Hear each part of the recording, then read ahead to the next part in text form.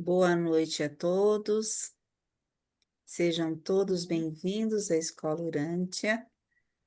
E hoje nós vamos ver a segunda parte da aula do documento 153. Nossa querida amiga Sueli vai nos presentear com a sua apresentação. Muito obrigada, Sueli, é com você. Muito obrigada, pessoal, de estarem todos aqui nessa noite fria, né? Todo mundo querendo estar embaixo do cobertor, mas não, aqui presente na Escola Orântia. Muito obrigada. Então vamos lá. Eu vou compartilhar aqui com vocês.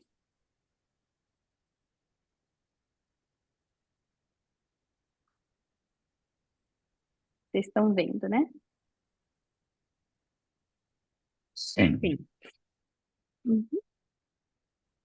Então, hoje é a segunda parte da aula que a gente começou há 2 semanas, né? Falando sobre a crise em Cafarnaum. Essa é a aula 6, do capítulo 5 do módulo 4, e é baseada no documento 153 do livro de Urântia.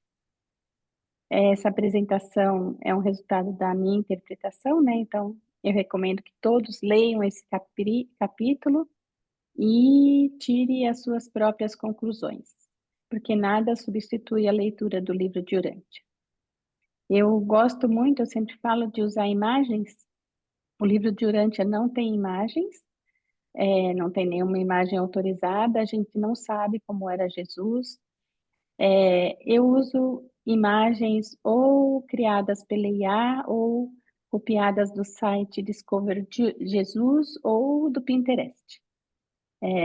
Eu gosto de usar porque eu acho que fica uma apresentação mais leve, né? É, do que só texto. Mas o livro de Urântia, ele não usa imagem nenhuma, né? Então vamos lá. Se funcionar, vai ser melhor. Primeiro, a gente pode fazer uma oração. Pai eterno, que a fé que Jesus despertou em seus discípulos floresça também em nossos corações. Ajuda-nos a escolher o caminho da verdade, mesmo quando for difícil, e a viver não pelo pão material, mas pela luz viva do teu Espírito. Fortalece a nossa alma para que possamos permanecer firmes na fé, sempre guiados pelo teu amor. Amém. Então, há 2 semanas a gente começou essa apresentação, né, do sobre o discurso de Jesus lá na sinagoga em Cafarnaum, e foi um discurso bastante duro, né?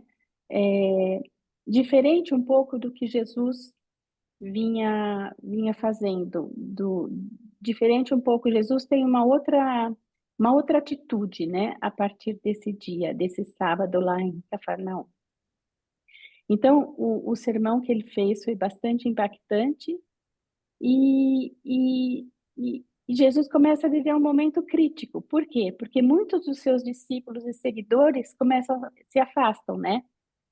O sermão foi muito claro, muito desafiador, né? E, e ele confrontou a fé daqueles discípulos, daqueles que tinham uma fé mais superficial, né? Porque Jesus agora abandonava aquela postura mais doce, embora ele sempre tenha sido incisivo e firme, na verdade, mas ele agora não queria fazer concessões para ter um grande. Então, só vou pedir para alguém admitir as pessoas na sala.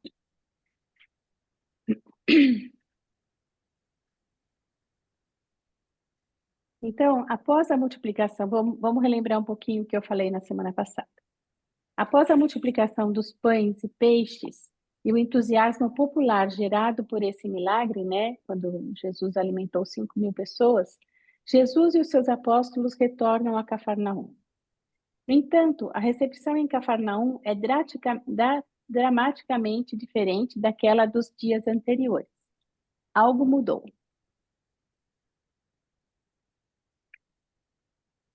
Então, o que que acontece? Jesus alimentou os 5.000, aqueles 5.000 tentaram transformar Jesus num líder político, né? E Jesus recusou isso, ele não queria ser um rei.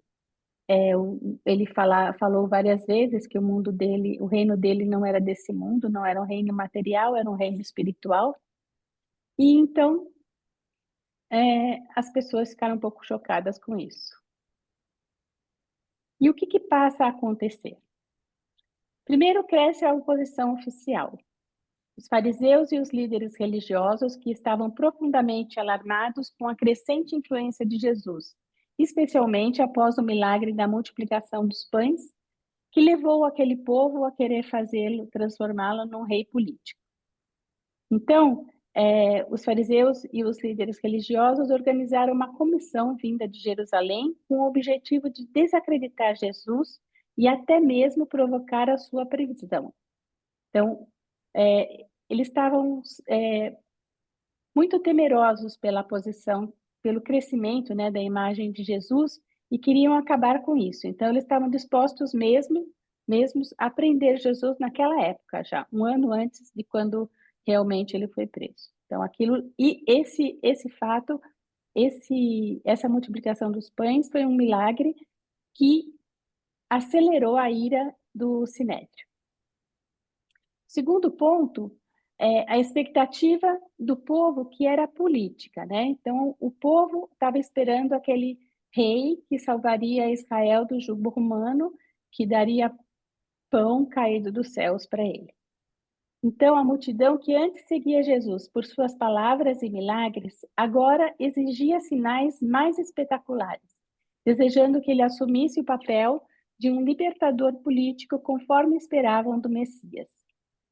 Quando perceberam que Jesus não atenderia a essas expectativas, muitos ficaram decepcionados, mas Jesus preferiu perder a multidão a comprometer a verdade. Então, Jesus não estava interessado no número de seguidores, ele estava interessado em propagar a verdade, né? E ele reforçava, né, que a verdadeira vida vinha do Espírito e não das manifestações espetaculares, manifestações externas. Jesus batia na tecla de que o caminho do reino é interno, transformador e contínuo, não baseado em milagres e rituais e recompensas, né? Não era uma fé milagreira. Ele não queria uma fé milagreira. Terceiro ponto foi que Jesus permaneceu fiel à sua missão espiritual. Ele se recusou a ser transformado num líder político ou guerreiro. A sua missão é espiritual. Qual é? A revelação do Pai, a revelação da irmandade dos homens e a construção de um reino interior. Então, ele sabia que nem todo mundo estava pronto para aceitar a profundidade da sua mensagem, mas ele tinha que ser firme nessa propagação. Então, após a reunião, né? Então, após ao discurso que ele fez na sinagoga, quando Jesus terminou de falar, o dirigente da sinagoga deu a reunião por terminada. Mas ninguém queria ir embora. Alguns se amontoaram em torno de Jesus para fazer mais perguntas, enquanto que outros murmuravam e discutiam entre si. Muitas foram as perguntas feitas a Jesus após a reunião. Algumas proviam dos seus discípulos perplexos pelo sermão que ele havia proferido, mas a maior parte delas vinha de descrentes capciosos, que apenas queriam embaraçá-lo e tecer-lhe armadilhas. Então, para essa reunião, né, na sinagoga, o Sinédrio havia enviado 53 homens para tentar pegar Jesus, né? Tentar fazer com que Jesus entrasse em contradição, para que tivesse algum motivo para prendê-lo e tirá-lo dali. Um dos fariseus visitantes, subindo em um pedestal, fez essa pergunta aos berros: Tu nos dizes que és o pão da vida. como podes dar-nos a tua carne para comermos ou o teu sangue para bebermos? De que serve o teu ensinamento se ele não pode ser colocado em prática? Então, os judeus eram bastante literais, né? E aí Jesus diz: o pão que Jesus oferecia, na verdade, era a verdade viva, né? Redundante. E aí Jesus diz: Eu não vos ensinei que a minha carne é o pão da vida, nem que o meu sangue seja a água da vida. Mas eu disse que a minha vida na carne é uma outorga do pão do céu. O fato da palavra de Deus outorgada à carne e o fenômeno do Filho do Homem submetido à vontade de Deus constituem uma realidade da experiência que é equivalente ao sustento divino. Vós não podeis comer a minha carne, nem podeis beber do meu sangue. Mas podeis tornar-vos um em espírito comigo, do mesmo modo que eu sou um em espírito com o Pai. Podeis ser nutridos pela palavra eterna de Deus, que é de fato o pão da vida, e que foi outorgado à semelhança da carne mortal. E podeis ter a vossa alma regada pelo Espírito Divino, que é verdadeiramente a água da vida. O Pai enviou-me ao mundo para mostrar como ele deseja residir nos homens e conduzi-los. E assim, eu tenho vivido essa vida na carne para inspirar todos os homens a buscar conhecer também a vontade do Pai Celeste residente e fazer a sua vontade. Então, os judeus se pegaram na literalidade, né, do que Jesus estava dizendo. E Jesus então começa a dizer que, na verdade, ele quer, ele é uno, né, com o Pai em espírito, e que nós também podemos, através da palavra eterna de Deus, ser unos com o Pai. E com esse mesmo Pai que habita em cada um de nós. E então, um dos espiões de Jerusalém, havendo observado Jesus e os seus apóstolos, diz: Notamos que nem tu, nem os teus apóstolos, lavais as vossas mãos apropriadamente antes de comer o pão.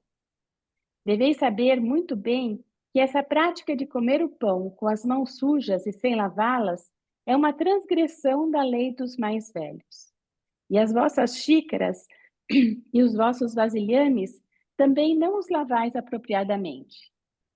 Por que demonstrais tal desrespeito pelas tradições dos pais e pelas leis dos anciões? Então, os judeus eram bastante apegados, né, nas tradições, e lavar a mão antes de comer era uma dessas tradições que para eles era assim fundamental. Depois lá na frente a gente vai falar mais um pouquinho sobre isso. Quando Jesus o ouviu dizendo isso, ele respondeu: Por que é que vós transgredis os mandamentos de Deus segundo as leis da vossa tradição, segundo as vossas próprias leis? Então, Jesus devolve a pergunta. E aí Jesus diz: Os mandamentos dizem: honrai o vosso pai e a vossa mãe. E mandam que compartilheis com eles os vossos recursos, se necessário. Mas vós aprovastes uma lei de tradição que permite que os filhos desobedientes digam que o dinheiro com o qual os pais poderiam ser assistidos foi dado a Deus. A lei dos anciões desobriga assim esses filhos astuciosos da sua responsabilidade, não obstante os filhos usarem posteriormente todo esse dinheiro para o seu próprio conforto. E aí Jesus pergunta: Por que esvaziais assim o mandamento da vossa própria tradição? Bem fez a profecia de Isaías sobre todos vós, hipócritas, dizendo: Esse povo me honra com seus lábios, mas o seu coração está longe de mim. Em vão eles me adoram, ensinando os preceitos humanos como se fossem doutrinas. Podeis ver como vós estáis desertando os mandamentos quando vos apegais às tradições dos homens. Estáis totalmente dispostos a rejeitar a palavra de Deus ao manterdes as vossas tradições. E de muitos outros modos, ousais estabelecer os vossos próprios ensinamentos acima da lei dos profetas. Então, os judeus tinham as leis, né, transmitidas dos anciões, as leis orais, e uma delas era lavar as mãos, outra delas era de assistir aos seus pais. E então eles fazem uma outra lei, dizendo que, desobrigando eles a usar o dinheiro que eles têm com os pais para o seu conforto próprio. Então, eles mesmos, né, estão descumprindo as próprias leis das suas tradições. Então, como é que eles ousam a cobrar Jesus, né, se eles mesmos não cumprem as suas leis? Jesus, então, dirigiu as suas observações a todos os presentes. Ele disse: Mas ouvi a mim, todos vós. Não é aquilo que entra na boca o que suja espiritualmente o homem, mas mais aquilo que procede da boca e do coração. Mas mesmo os apóstolos não compreenderam o significado dessas palavras, pois Simão Pedro também lhe perguntou: Para que alguns dos teus ouvintes não sejam desnecessariamente ofendidos, gostarias de explicar-nos o significado dessas palavras? Que palavras? Que não importa aquilo que a gente coloca para dentro, né? O que importa é aquilo que a gente coloca para fora, é aquilo que vai no nosso coração, nossas palavras, nossas atitudes, nossos sentimentos. É isso que Jesus estava tentando dizer para eles. E então Jesus disse a Pedro: Quero um também pouquinho. também para ti é difícil compreender? Não sabes que toda planta que meu Pai Celeste não tiver plantado será arrancada? Volta a tua atenção para aqueles que querem conhecer a verdade. Tu não podes obrigar os homens a amarem a verdade. Muitos desses instrutores são guias cegos. E tu sabes que se um cego guia outro cego, ambos caem no fluxo. Mas ouve, enquanto eu te digo a verdade a respeito dessas coisas que sujam moralmente e que contaminam espiritualmente o homem. Eu declaro que não é o que entra no corpo pela boca ou o que tem acesso à mente por meio dos olhos e ouvidos que suja o homem. O homem só se suja por aquele mal que se origina dentro do coração e que tem expressão nas palavras e feitos de tais pessoas ímpias. Não sabes que é do coração que saem os maus pensamentos, os projetos perversos de assassinato, de roubo e de adultérios, junto com o ciúme, o orgulho, a ira, a vingança, as injúrias e o testemunho falso? E são essas as coisas que sujam os homens. E não que eles comam o pão com mãos que não foram lavadas segundo o cerimonial. Então, o que Jesus está dizendo aqui é que não é o que eles comem ou se as mãos deles estão limpas ou sujas que vai sujar, né, espiritualmente o homem. O que suja o homem são aquilo que eles chamam de frutos da carne. Quais são os frutos da carne? Os frutos da carne são o oposto dos frutos do espírito. Então, orgulho, raiva, vingança, ira, mentira, todos esses sentimentos ruins que a gente conhece, né? Inveja, e esses são os frutos da carne, e isso suja o homem. E isso nasce no coração do homem ou na mente do homem, né? Então, quando Jesus fala assim, que o homem praticou adultério antes mesmo, sem mesmo tocar numa mulher, né? Só o jeito que ele olha para ela, ele pode estar cometendo adultério. Então, porque nasceu dos olhos, né? E na mente, esse sentimento. E a raiva, o orgulho, a inveja nasce aonde? Nasce no coração. Então, isso é que afasta vocês da sua vida espiritual, né? Faz com que vocês não produzam os frutos do espírito. E toda aquela árvore, eles falaram, né, que não estiver produzindo frutos, ou será cortada ou será podada, né? Para que, vamos ver, né, se eles consigam um pouco de energia para poder dar frutos.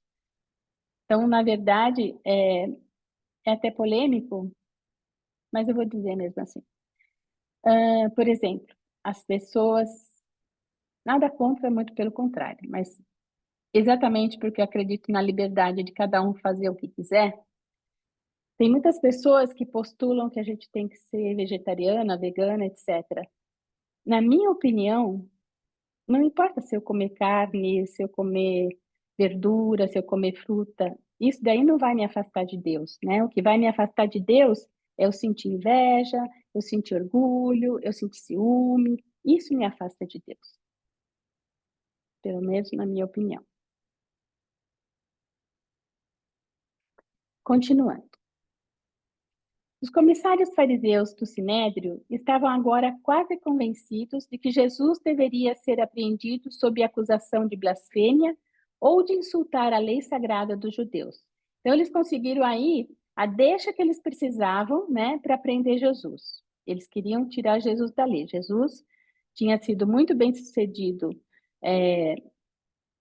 quando multiplicou os pães, o povo quis até transformá-lo num rei, e o Sinédrio, né, e todos os dirigentes não ficaram nada felizes com isso. Então, eles estavam precisando de uma desculpa para prender Jesus. E essa poderia ser uma delas. E daí, os esforços deles para envolvê-lo na discussão e levá-lo a um possível ataque às tradições dos anciãos e às chamadas leis orais da nação. Para vocês verem, não importava quão escassa a água pudesse estar, esses judeus tradicionalmente escravizados nunca deixariam de ir adiante com a lavação das mãos, que era requerida pela cerimônia antes de todas as refeições. Então, mesmo que não tivesse água, se tivesse escassa água, eles iam dar um jeito de lavar as mãos antes das refeições. Não por higiene, mas porque era uma tradição. Era a sua crença de que é melhor morrer do que transgredir os mandamentos dos anciãos. Os espiões fizeram essa pergunta porque havia sido descrito que Jesus dissera: a salvação é uma questão mais de corações limpos do que de mãos limpas. Então, mais uma vez, é o coração que tem que estar limpo, não é seu pé, sua mão, seu rosto, né? É uma coisa que vem de dentro. O mundo espiritual, ele é interno, então vem de dentro. É bom você lavar a mão antes das refeições para não pegar uma doença, né? É bom você lavar os seus pés, é bom você tomar banho, mas não que isso vai te afastar de Deus. Mas essas crenças, quando se tornam uma parte da religião, passa a ser difícil escapar delas.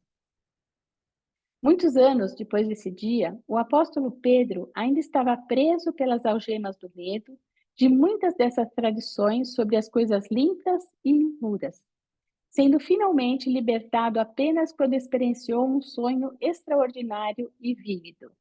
Está em Atos dos Apóstolos, eu vou contar qual foi esse sonho.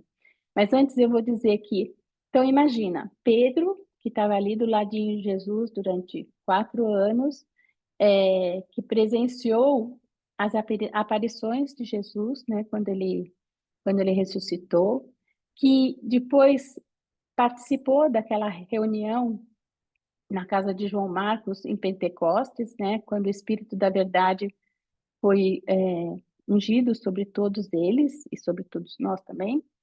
Então, imagine, apesar de tudo isso, as tradições eram tão fortes, né, tão arraigadas neles, que Pedro ainda tinha medo de muitas dessas tradições. Então, provavelmente ele continuava lavando a sua mão, ele não comia alguns certos animais, porque eram impuros, e ele ficou preso nisso, apesar de ter vivenciado tudo que ele vivenciou ao lado de Jesus e depois com a sua ressurreição.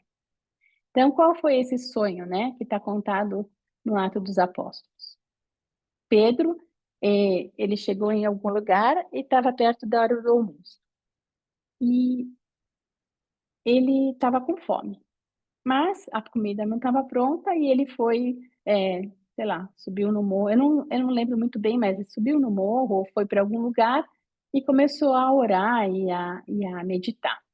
E aí ele teve uma visão. Ele viu caindo do céu uma toalha ou um lençol branco, e quando caiu estava cheio de animais, mas animais impuros, então porcos, algumas aves, então animais que os judeus não comiam. E ele ouviu uma voz que ele pensou ser de Deus, dizendo assim para ele: pode comer essas pessoas, esses animais, Pedro. Você está com fome, você pode comer. Mas ele falou: não, esses são animais impuros, eu não posso comer. E aí a voz voltou a ele e disse: não, você pode comer. E aí, logo depois disso, e aí essa voz ainda disse para ele: você precisa, eu não sei contar direitinho, mas é mais ou menos isso. Você precisa se libertar dessas amarras, né, da tradição, e você tem que pregar não só para os judeus, não só para os judeus, mas também para os gentios. Então foi essa a interpretação que ele deu dessa meditação, desse sonho que ele teve. E todos eram bem-vindos no reino dos céus, tá? E que ele não existia isso de puros e impuros, de judeus e de gentios. Ele tinha que pregar para todos, que trazer o reino dos céus, né, o evangelho para todos. Então foi isso que aconteceu, mas bem depois da ressurreição de Jesus, né? Então levou muito tempo ainda para que ele conseguisse se desvencilhar dessas amarras da tradição. Depois, se alguém quiser, souber e quiser contar melhor esse sonho ou meditação de Pedro, pode fazer. Então, tudo isso pode ser mais bem compreendido quando é lembrado que esses judeus viam com a mesma gravidade o comer com as mãos não lavadas e o intercâmbio com uma prostituta, e que ambos os atos eram igualmente puníveis com a excomunhão. Então, imagina, você sair com uma prostituta era tão ruim quanto não lavar as mãos, né? Imagina que forte isso para eles, né? Assim, o mestre escolheu discutir e expor a tolice de todo o sistema rabínico de regras e regulamentações que era representado pela lei oral, as tradições dos anciões, toda ela considerada como sendo mais sagrada e mais obrigatória para os judeus, até mesmo mais do que os ensinamentos das escrituras. Então, essas tradições eram mais fortes ainda do que os ensinamentos das escrituras. Não faz sentido, né? Você ficar preso nos rituais e nos atos externos e deixar de lado a espiritualidade. E Jesus falou com menos reserva, porque ele sabia que a hora havia chegado em que nada mais ele podia fazer para impedir uma ruptura aberta de relações com esses líderes religiosos. E Jesus, então, preferiu perder a multidão a comprometer a verdade. Por isso que Jesus foi tão duro e tão incisivo nesse discurso.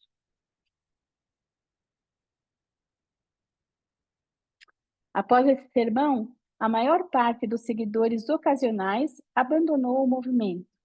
Foi uma verdadeira peneira espiritual. Então, Jesus não tinha mais meias palavras, né? Ele queria somente aqueles que realmente estivessem dispostos a seguir o evangelho, né? A acreditar na paternidade de Deus, na irmandade dos homens e que nós devemos fazer a vontade de Deus. As últimas palavras na sinagoga. Nesse trecho, Jesus conclui o seu discurso na sinagoga lá de Cafarnaum com uma afirmação clara e corajosa de verdade espiritual. Ele reforçava que o reino de Deus não é construído sobre milagres ou sobre sinais externos, né? Mas sobre a fé viva e a comunhão com Deus. E Jesus também já havia percebido que muitos seguiam, né, os ensinamentos de Jesus, seus ensinamentos, por interesses materiais. E, portanto, ele decidiu que não ia mais fazer concessões e ele reafirma que o verdadeiro alimento da alma é a comunhão com o Pai e a aceitação da verdade interior. E por quê, né? Porque Jesus não é aquilo que eu falei, ele não queria mais usar de subterfúgios, né? Para ele queria reforçar que a verdadeira vida vem do Espírito e não das manifestações externas, não dos milagres, né? Não de nada, não das benesses que esses seguidores poderiam conseguir ao lado de Jesus, já que ele era tão poderoso. Então, de novo, Jesus reafirma que o reino é interno, transformador e contínuo, e não é baseado em tradições, rituais ou em recompensas materiais, mas numa experiência viva com Deus. E o que acontece, vocês já vão ver. Em meio às discussões após essa reunião, um dos fariseus de Jerusalém trouxe a Jesus um jovem demente que estava possuído por um espírito indisciplinado e rebelde. Conduzindo esse menino demente até Jesus, ele disse: O que podes fazer em uma aflição como esta? Tu podes expulsar os demônios? E quando olhou para o jovem, o mestre ficou comovido de compaixão e, fazendo um sinal para que o jovem viesse até ele, tomou-o pela mão e disse: Tu sabes quem eu sou. Sai dele. E eu encarrego um dos teus companheiros leais de providenciar para que tu não voltes. A gente sabe que naquela época, antes de Pentecostes, os seres intermediários rebeldes ainda andavam por aqui. E eles gostavam, né, de fazer essas brincadeiras de mau gosto com os seres humanos de mente mais, mais fraca, vamos dizer assim. Então, muitas vezes, o que acontecia é que esses seres intermediários faziam com que as pessoas, né, com que os mortais agissem de maneiras estranhas, né, como se realmente estivessem possuídos por demônios. Mas eram esses seres intermediários. Por isso que Jesus diz: Tu sabes quem eu sou, e eu encarrego um dos teus companheiros leais. Quem é um desses companheiros leais? É um ser intermediário leal, né, que não foi conivente com a rebelião. Então, ele chamava ali um dos companheiros leais para providenciar que esse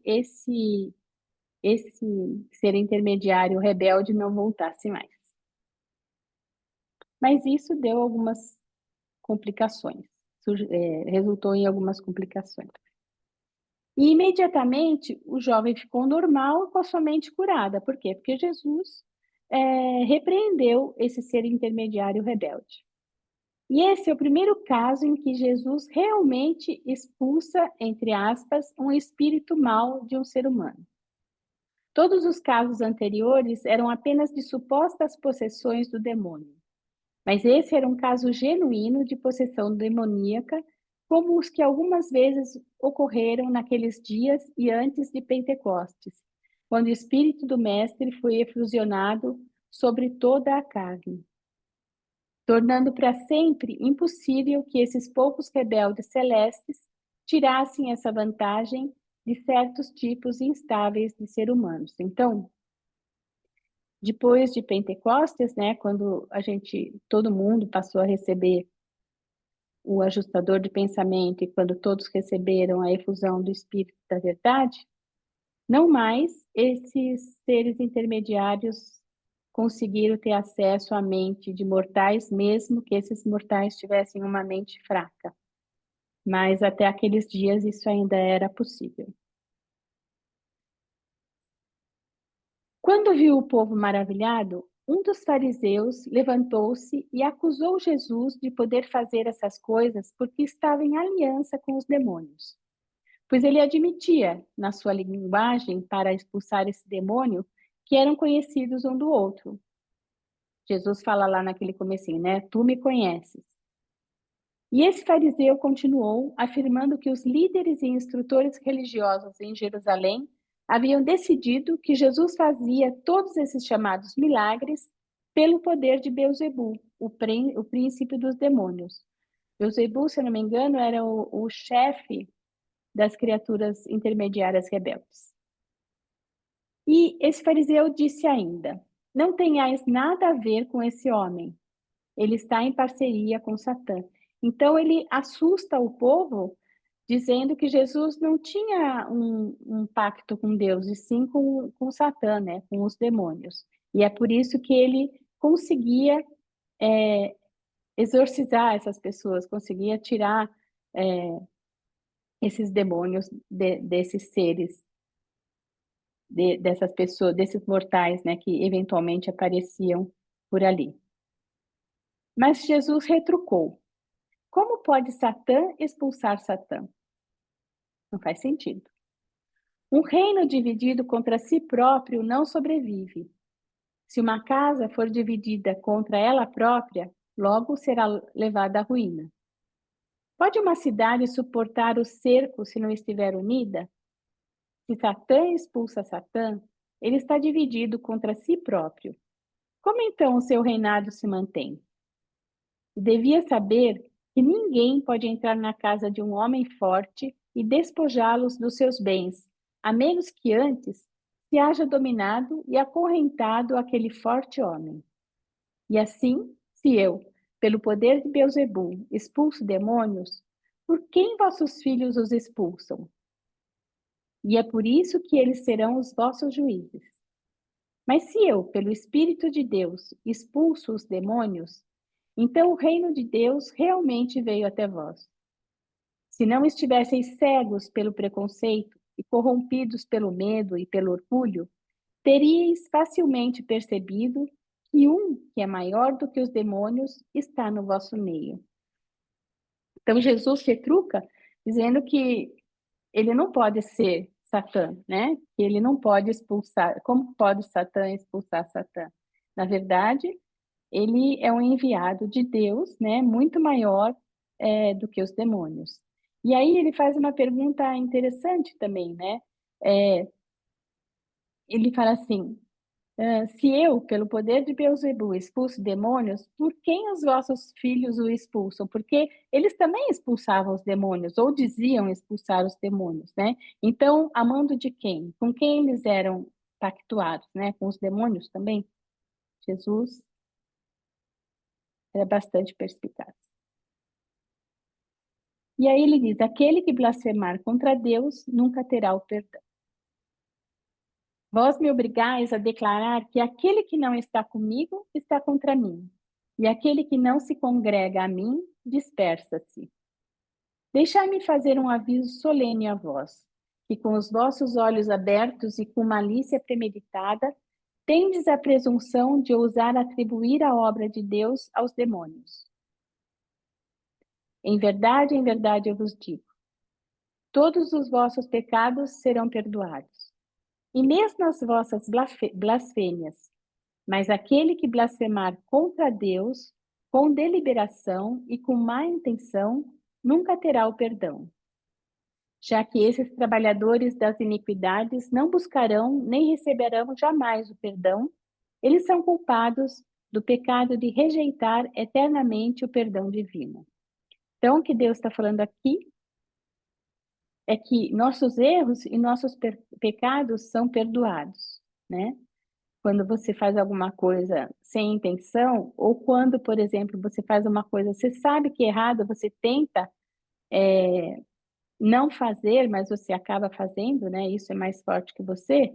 Isso será perdoado. O que não será perdoado é a iniquidade, né? É você blasfemar contra Deus com deliberação. Você sabe que está fazendo errado e você continua fazendo e falar, olha, dane-se, eu quero fazer isso e acabou. Então você sabe, você tem ciência daquilo, mas mesmo assim você faz. Então isso não, isso é considerado uma iniquidade e os iníquos não serão perdoados.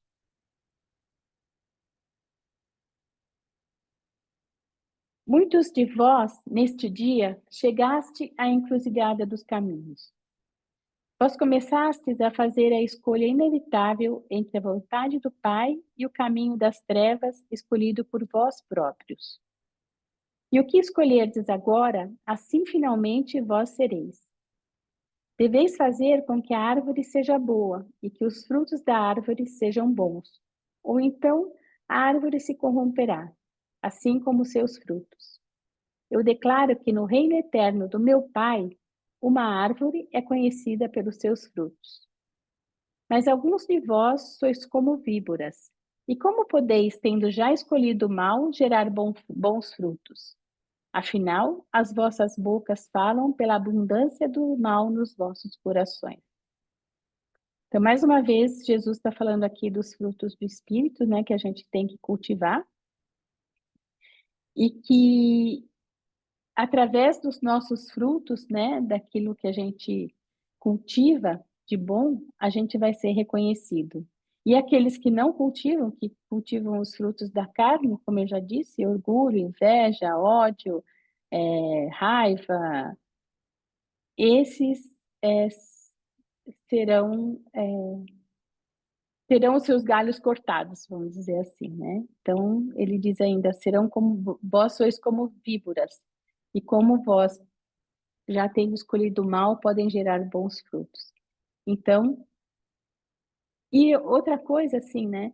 Jesus não obriga que ninguém o siga, né? Ele só convida você para segui-lo. Como que você pode segui-lo? Cultivando os frutos do Espírito, acreditando na paternidade de Deus, da irmandade dos homens, é, servindo, né? Tendo como propósito o serviço. Então, são ações que cada vez mais te levam para próximo do Pai.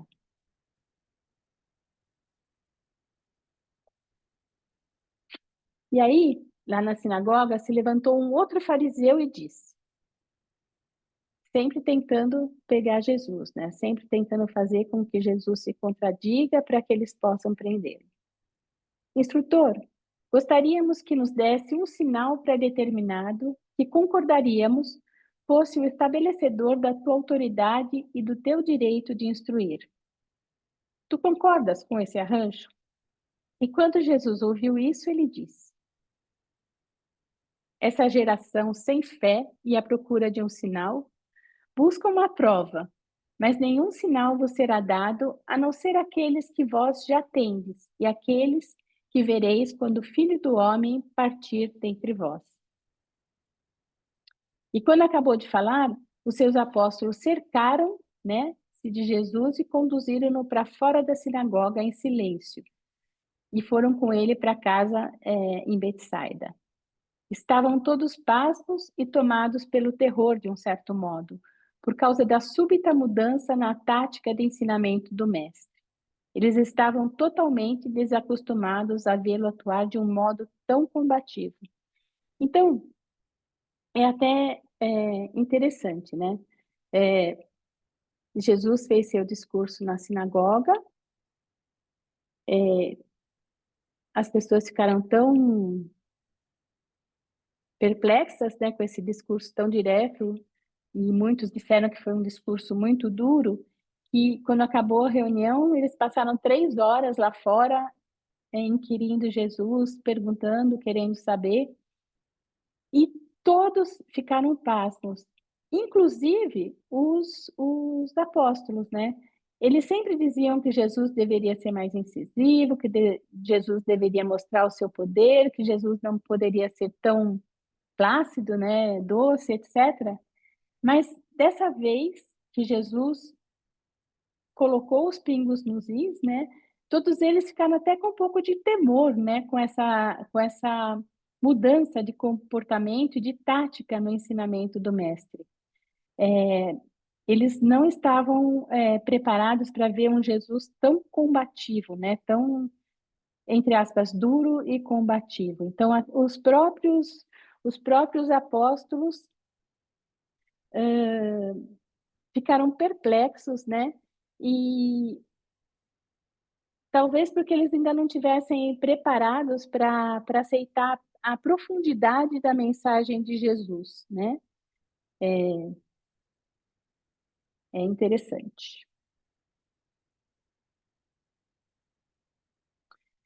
Na noite de sábado, é o quinto tópico desse documento.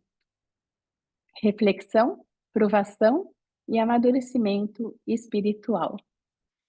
Então, depois desse sermão na sinagoga, de toda essa conversa, esse sábado, então, ele termina num clima de crise e definição. É como se fosse separar o joio do trigo, né?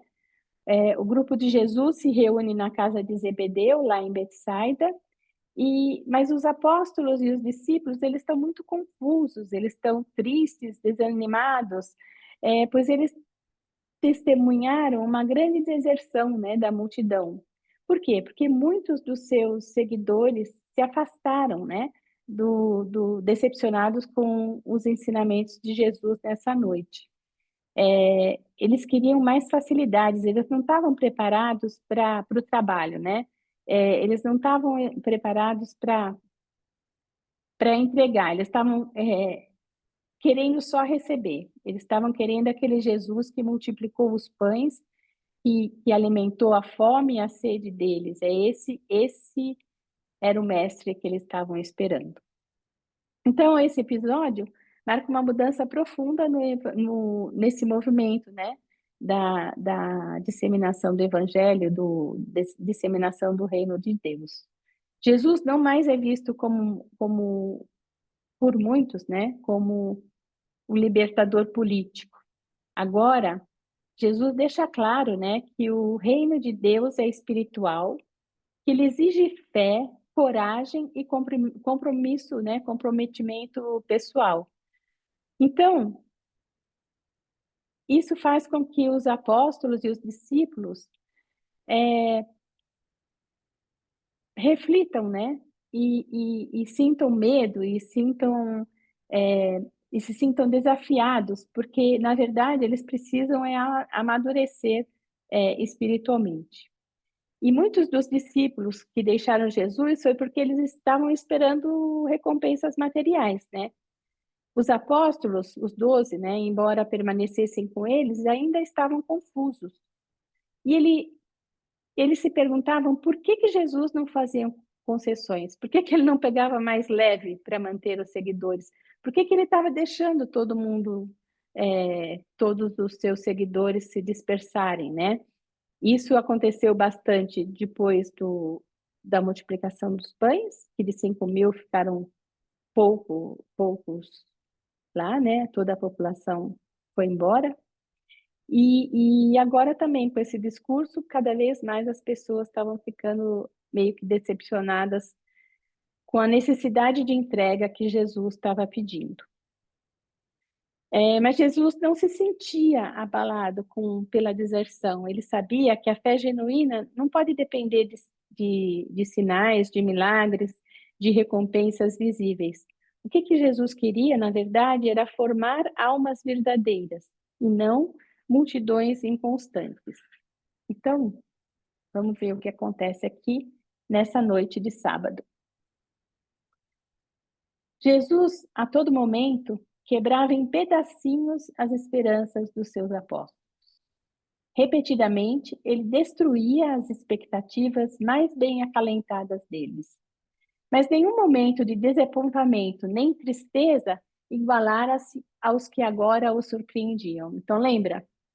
Quando teve a transformação da água em vinho nas bodas de Caná, os apóstolos ficaram eufóricos, né, com aquilo. Mas Jesus, no dia seguinte, aliás, no mesmo dia, foi embora e dizendo que não queria saber disso, que ele não era, que a missão dele aqui não era fazer milagres. E toda vez que acontecia um fato miraculoso, vamos dizer assim, um fato diferente, né, que mostrava a grandiosidade de Jesus, ou que os apóstolos acreditavam ser a grandiosidade de Jesus, Jesus colocava o pé no chão e pedia que ninguém nem falasse, nem tocasse no assunto, porque ele não queria ser conhecido como um ser que fazia milagres, né? Por quê? Porque ele sabia que não era isso que ia levar as almas para o reino de Deus. Ele sabia que não era através de milagres. E cada vez que você faz um milagre, ele percebia, as pessoas queriam mais milagres. como quando, mesmo esse que foi grandioso da multiplicação dos pães, as pessoas estavam esperando mais e mais milagres, né? Então, eles queriam cada vez mais demonstrações de poder. Mesmo os apóstolos também queriam.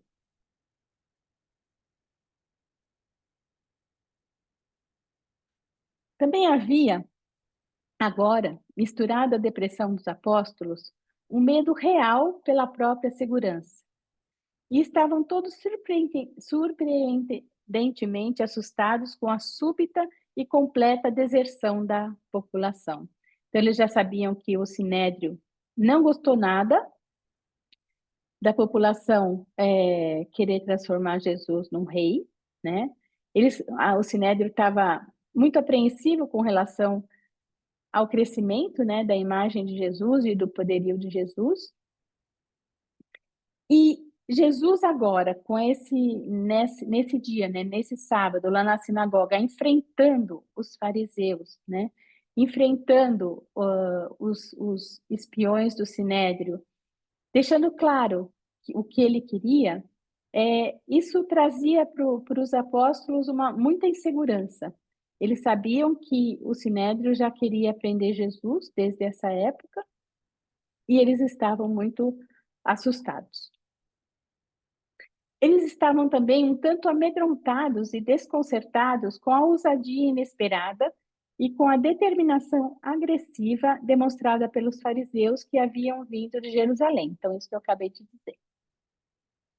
Mas, mais que tudo, estavam desnorteados com a súbita mudança de tática de Jesus. Sob circunstâncias normais, eles teriam dado boas-vindas ao aparecimento dessa atitude mais militante. Contudo, vinda como veio, junto com tanta coisa inesperada, ela assustava-os. E agora, além de todas essas preocupações, quando eles chegaram em casa, Jesus negava-se a comer. Durante horas, ele isolou-se em um dos quartos do andar de cima. Então, os apóstolos realmente não sabiam o que fazer. E era quase meia-noite quando Joabe, o líder dos evangelistas, retornou com a notícia de que cerca de um terço dos condiscípulos havia desertado. Um terço dos discípulos de Jesus, fora os apóstolos, tinha desertado depois desse sermão na sinagoga. Durante toda a tarde, os discípulos leais tinham vindo e ido para informar que o recuo de sentimentos para com o mestre era geral em Cafarnaum. Então, todos em Cafarnaum estavam meio que abandonando Jesus. Quem não abandonou? Vamos ver. Os líderes de Jerusalém não tinham sido lentos em alimentar esse sentimento de desafeto e, em todos os sentidos possíveis, em buscar promover o movimento de afastamento de Jesus e seus ensinamentos. Então, os líderes judeus, percebendo isso, eles instigavam ainda mais para que a população e os discípulos, condiscípulos, se afastassem dos ensinamentos de Jesus. Durante essas horas de provação, as 12 mulheres, as apóstolas, né, encontravam-se em uma reunião na casa de Pedro. Elas estavam fortemente transtornadas, assim como todos os apóstolos. Mas nenhuma delas desertou. Elas ficaram firmes lá, acreditando em Jesus. Pouco depois da meia-noite, Jesus desceu do quarto, ficou entre seus apóstolos e os seus companheiros e disse: Eu reconheço que essa separação no reino vos angustia, mas é inevitável. E ainda, após toda a preparação e aperfeiçoamento que tivestes, houve alguma boa razão para tropeçardes nas minhas palavras? Por que ficais cheios de medo e de consternação ao verdes o reino sendo despojado dessas multidões desinteressadas e desses discípulos com tão pouca disposição? Por que lamentais quando nascendo está o novo dia do resplandecer de uma nova glória de ensinamentos espirituais do reino do céu? Se julgastes difícil resistir a esse teste, o que fareis então quando o Filho do Homem retornar ao Pai? Quando e como ireis preparar-vos para quando eu ascender ao local de onde eu vim para esse mundo? Então Jesus questiona, né, os apóstolos, por que desse medo, dessa angústia, desse temor, né? Por quê? Só porque foi feito, vamos dizer assim, uma peneira, né? Aqueles que realmente têm fé, né, e acreditam nos ensinamentos de Jesus, vão continuar do lado dele. Aqueles que estão saindo é aqueles que estavam se apegando em milagres, estavam se apegando numa fé interesseira, né? Naquela fé que eu chamo de fé de farmácia. Quando você tem uma dor de barriga, você vai lá e compra a fé. Então, Jesus, embora esteja indagando, eles dá uma injeção de ânimo, né? Por quê, né? Por que vocês estão fazendo tudo isso? Não precisa, né? Não precisa desse sentimento. Porque senão, se vocês estão julgando difícil esse momento agora, né? O que vocês vão fazer quando eu morrer, né? Quando eu voltar para o seio do Pai e vocês ficarem aqui sozinhos e tiverem que disseminar o Evangelho, né? Como é que vocês vão fazer? Quando e como vocês vão se preparar para tudo isso? Quando e como vocês vão se preparar para quando eu ascender ao lado do meu Pai e deixar esse mundo? A verdade espiritual nunca força, ela convida, ilumina e liberta. Jesus não estava ali para pôr um revólver na cabeça de cada um para que ficasse ao lado dele na força, né? Na verdade, Jesus convidava, iluminava a verdade e isso era libertador. Meus amados, deveis lembrar-vos de que é o Espírito que vivifica. A carne e tudo que ela é pertinente é de pouco proveito. As palavras que eu vos falei são espírito e vida. Tende ânimo, eu não os desertei.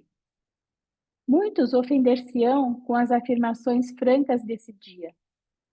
Vós já soubestes que muitos dos meus discípulos já recuaram e já não caminham mais comigo. Desde o princípio, eu sabia que esses crentes de coração frouxo cairiam pelo caminho. Eu não vos escolhi e vos separei como 12 homens para serem embaixadores do reino? E agora, em um momento como este, vós também desertaríeis? E cada um de vós examine a própria fé, pois um de vós corre um grave perigo. Eu não sei se vocês se lembram, na aula passada, quando eu falei, né, quando eu li o discurso de Jesus, eu também falei que Judas havia ficado bastante indignado, né? E que nesse momento é que apareceu o primeiro ponto de interrogação no coração de Judas, a primeira sementinha, né, de que ele desertaria Jesus, de que ele trairia Jesus. Nem Judas tinha conhecimento disso. Os reveladores falam que no coração de Judas apareceu a primeira sementinha da traição. Então, nesse momento, ele não gostou, né, do discurso, não gostou que Jesus não se aproveitou do resultado do milagre da multiplicação, que ele não tenha aproveitado para tomar o seu lugar, quer dizer, o lugar que Judas acreditava que era de Jesus, que era de um rei terreno, de um rei material, né? E com essa decepção, a primeira sementinha da traição nasceu no coração de Judas. A fé verdadeira só pode ser genuína se for uma escolha consciente. E então, né, quando Jesus acabou de falar, Simão Pedro disse: Sim, Senhor, estamos tristes e perplexos, mas nós nunca te abandonaremos. Tu nos ensinastes as palavras da vida eterna. Nós acreditamos em ti e seguiremos junto contigo todo o tempo. Não recuaremos, pois sabemos que foste enviado por Deus. E quando Pedro parou de falar, todos eles, em um só acorde, acenaram em aprovação a essa promessa de lealdade. E então disse Jesus: Ide descansar, pois tempos pesados estão para vir. Temos dias de muita ação pela frente.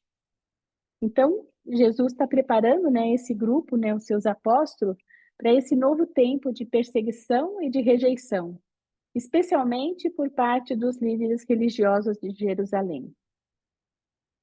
Jesus sabe que o caminho, né, do evangelho, da disseminação do evangelho do Pai, da paternidade de Deus e da irmandade dos homens, vai quebrar, vai bater de frente com a tradição judaica, com as leis judaicas, né?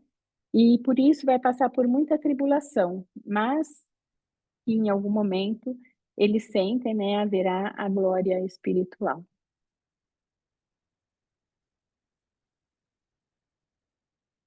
Então, disso tudo,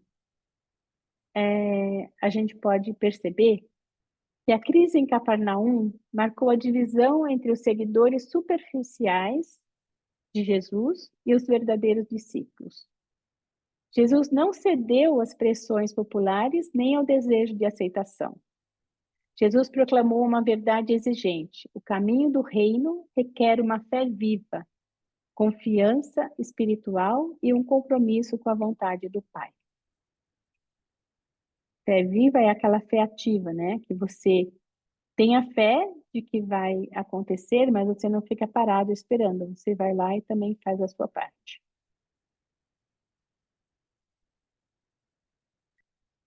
Essa crise também mostrou que a mensagem de Jesus não é para agradar as massas, mas para transformar almas sinceras. Jesus não buscava popularidade, mas corações comprometidos. A rejeição das multidões revelou que a verdade muitas vezes é impopular, mas é sempre libertadora. Então, se Jesus quisesse, ele poderia ter se transformado num rei, né? Poderia comandar toda aquela população, mas não era isso que Jesus queria, não foi isso que ele veio fazer aqui, né? Jesus veio apresentar o Pai para a gente e apresentar a paternidade de Deus e a irmandade dos homens. Ele veio mostrar que o caminho para a gente chegar a Deus é fazendo a vontade do Pai. E isso requer um comprometimento, né? Isso requer que a gente entregue alguma coisa, além da confiança espiritual, né? A gente tem que ter um compromisso com o Pai. Muitas vezes, aqueles que estão esperando só milagres, só esperando que Deus faça pela gente, né? Eles se sentem decepcionados, né? Eles sentem que não é esse Deus que eu quero um Deus que cuide de mim, que faça tudo por mim e que eu possa ficar de boa, né? Esperando o maná cair do céu. E não é isso que Jesus veio fazer. Quando Jesus nos chama para além do conforto e das expectativas humanas, ele nos convida a confiar profundamente na verdade do Espírito. Mesmo quando tudo parece difícil, ele permanece como o pão da vida, nutrindo nossas almas com sentido, paz e propósito. Então, mesmo em face às maiores dificuldades, Jesus convida para que a gente continue ao lado dele, né? Mesmo se parecer difícil, Jesus é o pão da vida. O que é o pão da vida? É o alimento espiritual que vai nutrir as nossas almas, né? Para que a gente consiga a vida eterna. Ele também fala que a verdadeira fé não é uma fuga, mas uma decisão de permanecer, mesmo na crise, com aquele que nos oferece eternidade em cada escolha do bem. É estar de mãos dadas, né, com Jesus, com o Pai. Então, seguir Jesus, o que é? Seguir Jesus, no meu ponto de vista, é caminhar pela fé, mesmo quando a maioria se afasta. Então, de que valem as multidões, né, se elas estão somente atrás do que é externo, né? O importante é a gente caminhar junto com Jesus, buscando crescimento espiritual. Seguir Jesus é escolher o pão da vida em vez do pão da comodidade, né? O pão da vida é o alimento espiritual, é aquilo que vai me fazer crescer, construir a minha alma, ter a minha ressurreição em algum mundo das mansões e depois continuar na minha jornada ascensional até o paraíso. Seguir Jesus implica em uma mudança profunda de vida, um compromisso em se alinhar com os ensinamentos e o exemplo de Jesus, buscando viver de acordo com os seus valores e princípios. Para a gente seguir Jesus, muitas vezes a gente tem que abrir mão de muitas coisas. E no momento em abrir mão dessas coisas, às vezes a gente fica meio triste, não era bem o que queria. Mas quando você faz, né, quando você exercita isso, você percebe que a sua vida vai mudando mesmo. E quanto mais você se aproxima, né, desse ideal espiritual, mais fácil fica fazer isso, né? No começo a gente sente um pouco de dificuldade, mas quanto mais você faz, mais você exercita isso, mais fácil vai ficando. Tem a ver também com desenvolver os frutos do Espírito, né? Quanto mais frutos você desenvolve, mais você desenvolve, assim, é uma coisa que vai se ampliando. Então, por exemplo, quando você desenvolve o amor, quase que automaticamente você desenvolve a mansidão, a tolerância, a paz. São coisas que vão se ligando, né? E quando você vê, você já se transformou numa outra pessoa. E isso envolve crer em Jesus como o caminho, a verdade e a vida. Então, se você está buscando se alinhar com os ensinamentos e com o exemplo de Jesus, buscando viver de acordo com os valores e os princípios de Jesus, você está seguindo Jesus porque Ele é o caminho, Ele é a verdade e Ele é que te leva para a vida eterna. Obrigada. Nada substitui a leitura do livro de Urântia. Vocês deveriam ir lá no documento 153, ler esse documento e tentar ver o que vocês apreendem disso, né? O que ressoa isso no coração de vocês. Então, pessoal, alguém tem alguma pergunta? Quer comentar alguma coisa? Obrigado, Sueli. Obrigada. Gratidão, Sueli. Muito linda a aula. Gratidão, Sueli. Obrigada. A gente ainda tem uma dinâmicazinha, mas se alguém quiser antes fazer alguma pergunta, ainda dá tempo, ó, tem bastante tempo, vai dar para a gente fazer algumas reflexões, mas se alguém quiser falar, também pode falar. Sueli, foi a partir então desse sermão que as portas se abriram, né, para o engano, né, engano não, a falta de confiança, né, de Judas em Jesus, e foi aí que nasceu, né, o desejo de um dia, né, traí-lo, não é? Que lamentável, né? Nossa, realmente é uma revelação muito triste essa, né, dos reveladores, né? Nos trazer essa questão, né? A gente tem que entender, né? Tem que vestir o sapato do outro, né? Eu sempre digo isso. Então, é horrível, mas vamos entender, né? Judas, ele estava esperando um Messias guerreiro, um Messias judeu que ia livrar Israel do jugo dos romanos, que ia libertar os judeus, né? Que ia trazer fartura, ia trazer benesses para esse povo. Era isso que ele acreditava desde que ele nasceu. É isso que ele ouvia os pais dele falando e todo o povo judeu falando, que viria esse Messias. E ele acreditava que Jesus fosse esse Messias. Quando Jesus, depois de fazer milagres, entre aspas, que nem sempre foram milagres, né? E quando Jesus faz a multiplicação dos pães, aquilo era uma coisa inédita. Imagina você pegar 3 peixes e 5 pães e multiplicar para alimentar 5.000 pessoas, né? É uma coisa, ainda sobrar 12 cestos. É uma coisa extraordinária. Assim como é quando ele curava as pessoas que eles acreditavam que estavam mortos, né, ou à beira da morte. Então, Jesus, para ele, era o cara. Aí, quando Jesus nega tudo isso, começa a haver uma decepção, né, dentro do coração de Judas. Aliás, dentro do coração de todos os apóstolos, muitas vezes acontecia, tanto que eles falam, né, que Jesus deixava em pedacinhos o coração dos apóstolos. Cada vez que eles exaltavam demais, Jesus baixava a bola deles.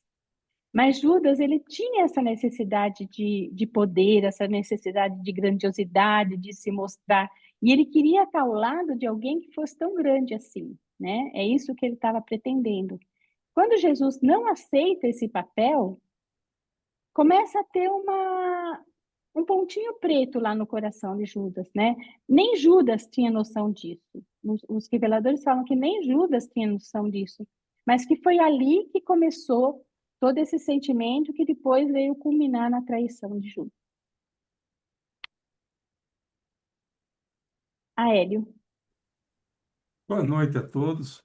boa noite. Parabéns, Sueli. Você está cada dia melhor. Entendi Muito tudo obrigada. que você ensinou a partir da leitura do livro.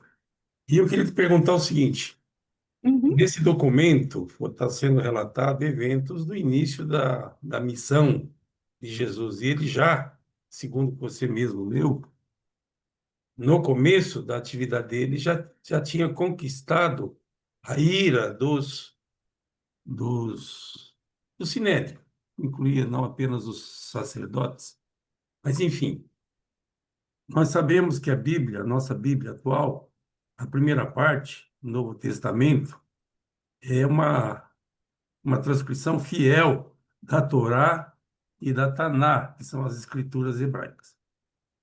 Então, onde aqueles líderes, aqueles sacerdotes, no seu entendimento, tiveram motivo para odiar Jesus?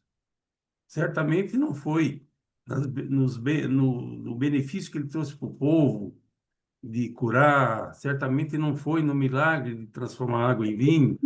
Afinal, esses líderes eram de fato hipócritas, esses líderes religiosos, não apenas os sacerdotes, no teu entendimento, eles estavam de má fé? Qual a razão, na tua opinião, a partir do teu estudo, é de fato o motivo deles quererem a morte de Jesus? Jesus ameaçava o poder deles, né? Então, no momento, por exemplo, nós estamos falando de mais ou menos 1 ano antes de Jesus ser crucificado. Então, esse foi o primeiro momento em que o Sinédrio e os líderes judeus tomam a atitude, né? Têm a intenção de matar Jesus, não de matar Jesus, de prender Jesus, possivelmente de matá-lo. Então, aí, 1 ano antes da crucificação dele, já começa isso. Por quê? Porque Jesus estava desafiando o poder dele, dos líderes judeus e do Sinédrio. Quando eles souberam que o povo tentou transformar Jesus em um rei, isso ameaçava o poder deles. Quando Jesus falava, as tradições só tem a ver com rituais, não é isso que é o importante são as atitudes internas, por exemplo, não é lavar a mão que é o importante, que era o que era passado pela tradição judaica, e sim, era as suas atitudes, né? O que você falava, o que você sentia. Jesus estava apresentando um reino espiritual. Embora nem todo mundo compreendesse isso, inclusive as pessoas que estavam ouvindo e que estavam venerando Jesus, né, muitas vezes nem os apóstolos compreendiam isso, os líderes judeus sentiam isso como uma ameaça, sentiam Jesus como uma ameaça para eles, e por isso que eles queriam exterminar, assim como depois também foi feito com João.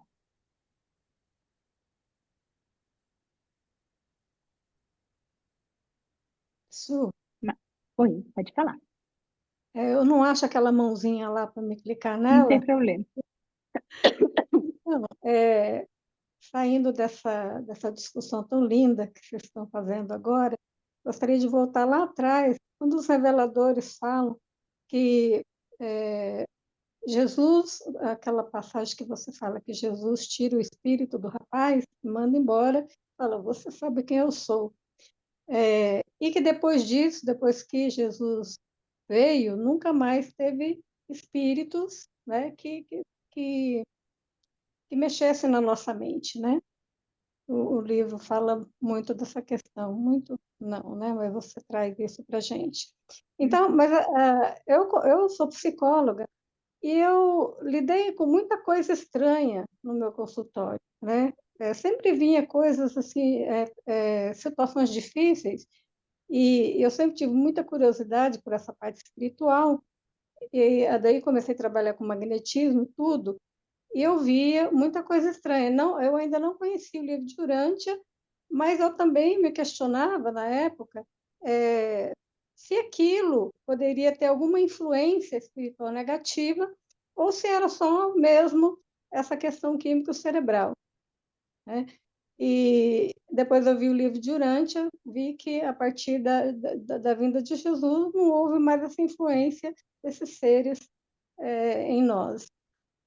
Mas, mesmo assim, fica a questão, né? Será que todas essas coisas estranhas que acontecem no emocional do ser humano, as depressões, as tristezas, né, que o Espiritismo fala, a Umbanda fala, que são encostos, né? E, claro, que eu sempre fui naquela linha de não ficar responsabilizando a espiritualidade pelo que acontece, né? Nós temos responsabilidade pelas nossas ações, né? Então, não é qualquer coisa que eu achava assim, né? Mas aí, então, fica essa questão. Não sobrou nada de influência negativa sobre o ser humano. Tudo o que acontece é químico cerebral mesmo, são alterações hormonais, ou existe alguma coisa que influencia, ou é o mal em si, é, gerado pelos nossos comportamentos, que influencia as pessoas mais sensíveis, que pesa nas pessoas mais sensíveis. Enfim, a questão é essa. Então, eu acredito, né, pelo que eu li, que realmente não existem essas influências externas, né, de demônios, de espíritos, eu nem lembro mais como é que chama, eu também já fui espírita, mas eu não lembro mais como é que chama, perseguidor, não, obsessores, essas coisas. Mas eu acredito que é um produto da mente, como você falou, né, eletroquímico, da mente, e também acredito que seja as influências daquelas pessoas que são mais sensíveis, que não conseguem lidar com, com, com o mal que existe fora, né? Com o mal que existe no mundo. Então, que se, que se sensibilizam. Por exemplo, a gente está passando uma coisa chata aqui em casa desde ontem. O sobrinho da menina que trabalha aqui em casa tem 15 anos. A mãe dele tem 3 filhos, né? Um mais velho com um pai. Ele de 15 anos com outro pai e uma menininha com outro pai. Ela largou, abandonou os dois e foi para São Paulo com essa menininha aí, com o marido novo dela aí, e deixou joga futebol nesses times juvenis, então ele mora no CT do clube. O outro mora com a avó, esse de 15 anos. E esse de 15 anos vinha com uma depressão, porque ele se sentia abandonado pelo pai e pela mãe. Ontem ele resolveu tomar todos os remédios que ele tinha, que ele viu na casa dele. E, e quando a avó chegou em casa, ele estava desfalecido, chamou médicos, chamou UPA, essas coisas. Resumindo, ele está em coma aqui no HC e não sabem se ele vai conseguir sobreviver. Então, a sensibilidade dele por esse sentimento dele de abandono, né, de ser abandonado pelo pai e pela mãe, fez com que ele entrasse numa depressão tão forte, tão profunda, e ele teve vontade de acabar com a vida dele. Se a gente tivesse no espiritismo, provavelmente, pelo menos quando eu estava lá, seria dito que ele estava com espíritos obsessores, com encosto, essas coisas. E, na minha opinião, não. Na minha opinião, ele estava bastante fragilizado, né? Psicologicamente, espiritualmente, e, e resolveu tomar uma atitude para aliviar a dor dele. Acho que foi isso. Então, não sei se eu respondi a sua pergunta. Sim, obrigada.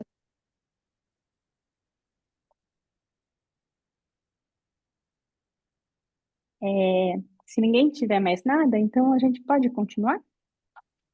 Só, Pode, é, Mantovani, pode falar. Ah, oi, acho que é Sueli. Nemi. Oi. Eu perdi semana retrasada um sobrinho também, matou-se, né, com um tiro na cabeça, né? Era um estudante de direito, um garoto de 23 anos, né? E depressivo, tirou a própria vida também. Lamentável, né? E a mãe é espírita. Lamentável isso. Que triste. É muito triste isso, né? A depressão está pegando cada vez mais as crianças. Isso daí, acho que é um fruto do meio que a gente está vivendo, né? Dessa vida de aparências que a gente vive. O Caio falou uma coisa que eu adorei lá no encontro. Ele falou assim, nem todo mundo... Ah, não. Ninguém é tão bonito quanto a foto do Instagram, nem tão feio quanto a foto do RG. Então, a gente está vivendo num mundo, né, de aparências, né? Você é aquilo que você mostra para o outro, só isso, né? Que pena, né? E isso está afetando muito, cada vez mais os jovens. A gente vê cada história tão triste, a gente precisa fazer alguma coisa. Eu não sei bem o que, mas acho que a gente, em algum momento, vai ter que refletir sobre isso, né? Nós, como sociedade, vamos ter que refletir sobre isso. Mantovani, você queria falar alguma coisa? Gostaria sim, Celinha. Eu Uhum. queria chamar a atenção por um determinado parágrafo aí da sua apresentação, é o Aham. 4.6, se não me engano. Peraí, deixa eu compartilhar de novo.